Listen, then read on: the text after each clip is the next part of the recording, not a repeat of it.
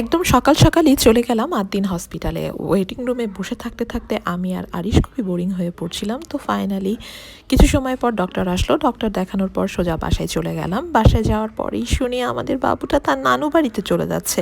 শুনে তো আমার আর আরিশের ভীষণ মন খারাপ হলো। তো আমরা ডিসিশন নিলাম আমরা ব্যাডমিন্টন খেলতে যাব পাশেই, যেহেতু আমার বাসার পাশেই খুব সুন্দর একটা কোর্ট কাটা ছিল ব্যাডমিন্টন খেলার জন্য। তো আমি আর আরিশ লেগে পড়ি ব্যাডমিন্টন খেলতে।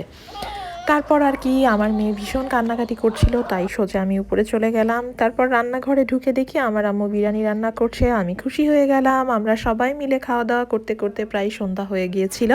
সন্ধ্যার পর আমরা সবাই মিলে চলে গেলাম স্বপ্নে।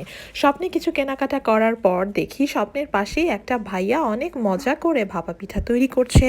তো সেখান থেকে আমরা অনেকগুলো ভাপা পিঠা বাসার জন্য নিয়ে আসি। তারপর আর কি তারপর ফুচকা খেয়ে সোজা বাসায় চলে আসি। তো আমার এই ক্লান্ত ব্লগটা কেমন লাগলো অবশ্যই জানাবেন।